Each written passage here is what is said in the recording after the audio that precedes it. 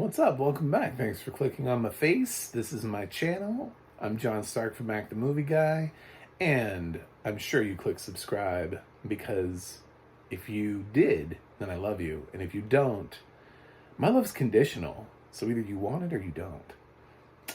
And that's one way how to get my love. Anyway, there's a new film out. It's called They Clone Tyrone, and it's on Netflix, and it has audio description. So let's talk about it. First of all, I want to give a shout out to the team at International Digital Center for providing the audio description here. It is written by Liz Gutman and voiced by Sri Gordon. I didn't even recognize Sri. I felt like Sri was coming in with like a completely different flavor. Like she knew she was doing They Clone Tyrone, and she was like, "Ooh, I'm gonna let my hair down." You know what I'm saying? Like I felt like I've heard Sri's voice on other things, and I didn't know that was her. I was just like, "That was Sri Gordon." All right, okay. Um, this film has certainly its own flavor, and it is going to be divisive for people. But I think it's important that you guys know a little bit of what this film is about, but not too much. So, basically, this film has three leads. This film has John Boyega, who plays a drug dealer. It has Jamie Foxx, who plays a pimp. And it has Tiana Paris, who plays a prostitute. Or hoe, if you just want to go full on and embrace the culture of the film, what this film is trying to say and do. And these lives intersect in very interesting ways as they live in their community, in their hood, in their neighborhood. And I don't mean hood necessarily like a ghetto, although that is actually kind of what is trying to be attempted here. But it almost feels like it's trapped in time to some extent, like we're experiencing a place that got lost in time. It's not really updated, but it is current. It is a current thing, but some of the clothes and the hairstyles that are mentioned throughout the film are that of sort of not current. I don't know how else to put that. I also didn't notice, I'm pretty certain that the film does reverse defaulting, which is kind of appropriate for this. Basically, everyone's black. And so instead of just telling you that everyone's black, it kind of lets you know when you see a white person. Kind of just, it's like, oh, there's a white guy. So it does reverse defaulting, which, you know what? It's earned and it's deserved at a certain point. There's so many other films that go the other way. But this film actually ends up becoming about race. And there's a government conspiracy. And the film is called They Clone Tyrone. I can't really hide the fact that cloning is in here at some point because it's in the title of the film. I suppose I could try to lie to you and say it's metaphorical. They don't really mean it. It's for something else. I also acknowledge the fact that I'm a white film critic, but I'm also a blind film critic, so I don't know. Maybe that negates itself. I'm not really paying so much attention to the stuff, but there is certainly, I was not raised in a certain culture and lifestyle around certain things and experiences. So these experiences are not mine. That doesn't mean that I didn't love the hell out of this film, though. I did. Admittedly, it's a slow starter. It felt like a roller coaster. That part where you're going up the hill, and you're like, when am I gonna get to the top? I want the drop. Where's the drop gonna come? God, we're climbing forever. You know, like it just feels like when is oh my God, we're up here, we're dropping, we're falling. It's like that. Yeah, it's when the film suddenly decides to take its turn to the left, it picks up more and more speed, and it gets better and better and better as the film goes on, which is such a nice thing, because sometimes films, they start off with a good concept and they can't stick the landing. This film, I felt like, started off with a let's try to play it normal. Let's let's just pretend like everything is copacetic. Let's just act like we're just some random boring Netflix film that just got sent. And there's nothing special about this film, you know. Let's just pretend. Let's play pretend for a little while. The bad thing about that is that if you're somebody who has a short attention span, you could end up turning this movie off in the first 10 minutes and doing yourself a huge disservice, because you don't like character building, because you're like, I don't know, what's this film about? Pimps and hoes? Like, what, what are we doing here? No, I don't want to say that's really what the film is about, but I also don't want to tell you what the film is about. So, I will say that if you liked the film Sorry to Bother You, you will like this. If you did not like the film Sorry to Bother You, I don't know. If you were somebody who used the word woke a lot, but like in a negative connotation, if you're like trying to stop woke, this is not your film. This film is not for you. I've already determined that. You don't even have to click on it. You will hate this film. If you're running around out there on the streets yelling about woke, go away. That's not your film. Go watch Sound of Freedom for the 18th time.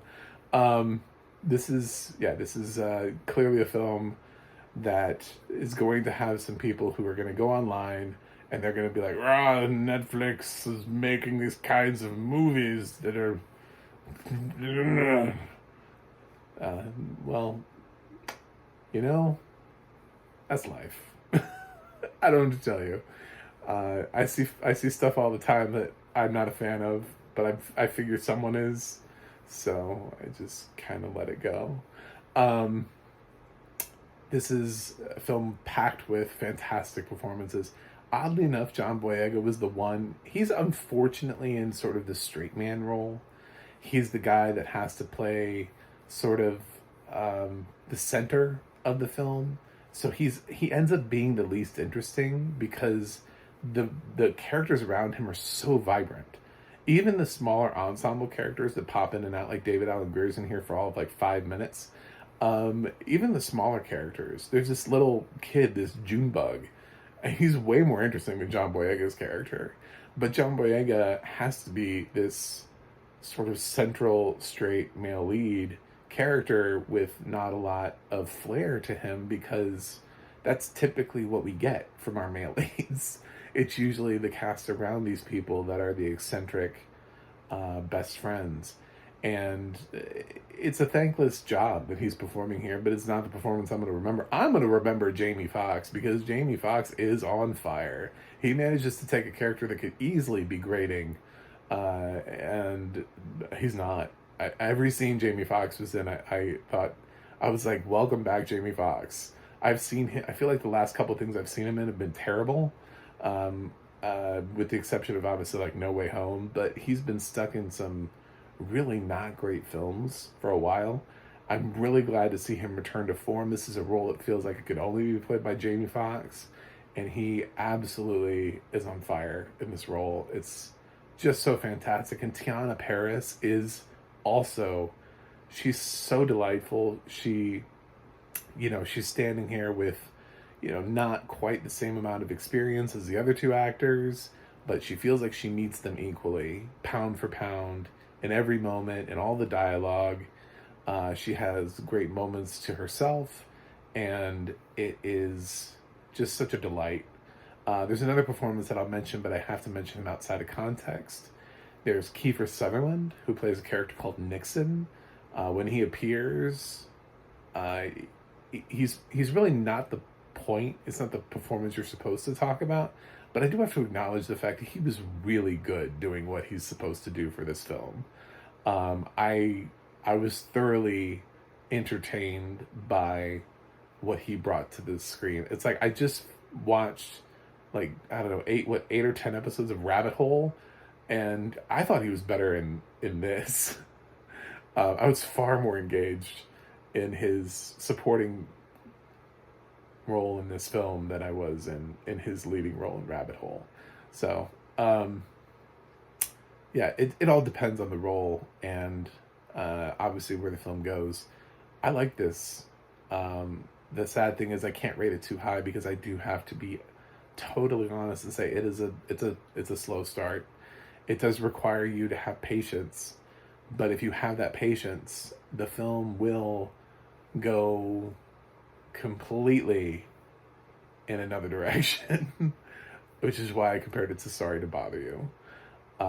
It's like Sorry to Bother You kind of introduces you to some characters. You kind of get that world, you get that vibe, that feeling, and then sort of you get starting to introducing to the things that make Sorry to Bother You unique, and then it goes even further. You know what I'm saying? Like, it keeps going. It doesn't stop where it stops, but it does kind of continue to build. The momentum on that is heading towards the end. It gets more and more bonkers and more hilarious, and the comedy part of it really comes out as the film progresses. So it's interesting to see how this film shifts. It's not a bad time spent. It's about 2 hours, and the audio description is really fantastic and explains a lot of what's going on, of the stuff I can't really talk about, because I don't like to spoil the big twists and turns of this film and the whys and the whats, but there should be a lot of people doing non-spoiler reviews and then hopefully maybe a spoiler review of this. I'm not going to do a spoiler review of it. I'm just going to tell you to watch this damn thing, and if you don't watch it, that's up to you. Because, again, it's not for everybody. You may already know this film is not for you. You may look at it and be like, I don't like this. I'm gonna go watch Heartland. Was it on season 16 now or something? Anyway, so that's it. So I'm gonna give They Cloned Tyrone. I'm gonna give it a B plus. It's tough. I'm like right on the, is it an A minus or a B plus type of film for me?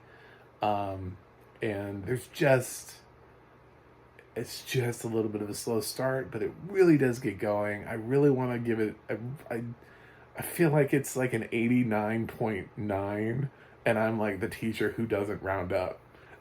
If that makes any sense. It's like the student's coming to me and he's like, I have an 89.9 and you won't give me an A. I'm like, it's an 80.9. 89.9 is still an 89.9. You know, I don't know what to tell you about that. So it's so right there. But yeah, I think it kind of even felt like a different film, and I know that that's intentional. I know you're trying to do something with it, but I also think you're pushing the audience a little bit, and I think there are people who have way too short attention spans, and some people may turn it off, which would be a terrible crime, because the last hour and 45 minutes of this thing are fantastic. But if you think that you've made up your mind in the first 10 to 15 minutes and you want to move on, then maybe you'll miss out on a great film. And I think that's the tragedy. So I'm going to go with B+. But please see this. Please see it. It is worth the time. And it doesn't feel like some just random crap that Netflix throws out. It actually feels like somebody tried. From critics that can see, they've talked about the look for this film and the fact that it actually looks like it was shot on film. The way that the film actually is laid out and stylized to sort of look a little bit like an old-fashioned 70s film. So, great work, and thanks for being here. Thanks for watching. Thanks for subscribing. You can go to my website, macmovieguy.com. You can follow me on Instagram, Twitter, or Threads at Mac the Movie Guy. You can go to the Audio Description Project, adp.acb.org, where you can look up people like Liz Gutman and Sri Gordon and see what else they've been narrating. And you can go to the ADNA.org, that's the ADNA.org. It'll let you know what else they've been doing. So, Audio Description Project, ADNA, get on those sites. And I will review something else. I don't know what, but I'll see you guys on the other side.